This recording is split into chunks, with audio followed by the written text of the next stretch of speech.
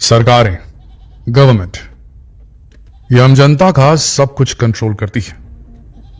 हम कितना कमाते हैं, हम किस प्रकार की लाइफस्टाइल जीते हैं, हम क्या जान सकते हैं और क्या हमसे हमेशा हमेशा के लिए छिपा दिया जाएगा।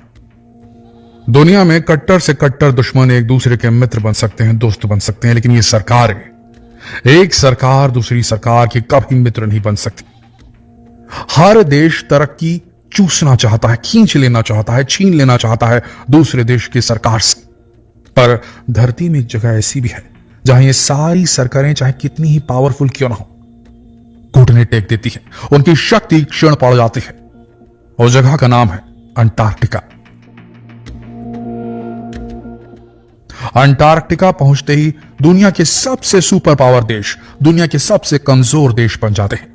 यहां ना कोई लड़ाई होती है, ना कोई झगड़ा होता है। इवन 1959 में अंटार्कटिका को लेकर एक अंटार्कटिका ट्रीटी साइन की गई है, जिसके तहत कोई भी वहां अपना मिलिट्री बेस नहीं बना सकता। उस जगह पर कभी भी कोई टेरिटोरियल डिस्प्यूट नहीं खड़ा कर सकता, यानी कि जमीन मेरी है, जमीन मेरी। हम बात कर रहे हैं उस दुनिया की जहां अमेरिका भी है, जो हर देश के अंदर घुसना चाहता है, जहां चीन भी बसता है, जो हर देश की जमीन जटना चाहता है, छीन लेना चाहता है, कब्जाना चाहता है। ऐसी दुनिया में क्या आप एक्सपेक्ट कर सकते हैं कि एक धरती का, एक जमीन का टुकड़ा ऐसा भी है जहां हर देश इस बात में एकदम सहमत है कि मैं इस जमीन के टुकड़े का 1 इंच भी नहीं कब्जाऊंगा। क्या है ऐसा अंटार्कटिका की धरती में? एक ऐसी धरती जिस तक कभी कोई नहीं पहुंच सका है। हम झूठ नहीं बोल रहे दोस्तों, अंटार्कटिका की जमीन पे कदम अभी तक पूरी तरीके से नहीं रखा गया है, क्योंकि अंटार्कटिका की जो जमीन है उसके ऊपर कई किलोमीटर बर्फ की चादर है। कई किलोमीटर बर्फ की चादर है, यानी कि हर साल थोड़ा थोड़ा सीजन के साथ पानी इन ग्लेशियर से रिसता है, और यही फ्रेश वाटर, यही ताजा पानी हमारे नदियों तक पहुंचता है और हम इसे पीते हैं।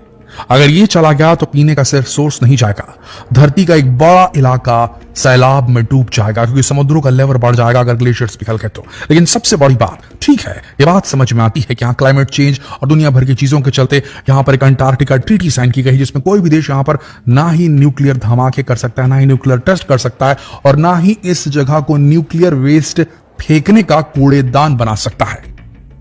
यहां पर कुछ बात खटकी नहीं आपको?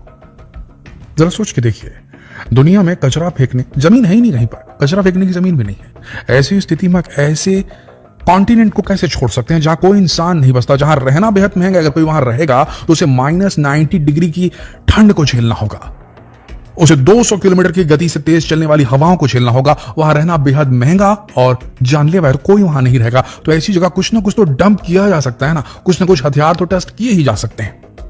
लेकिन नहीं, वहां इन्होंने तय किया है इस एरिया में कोई भी मिलिटराइजेशन नहीं होगा, कोई भी मिलिट्री यूज नहीं होगा। इवन यहां पर सिर्फ और सिर्फ जो काम होगा वो साइंटिफिक रिसर्च का होगा।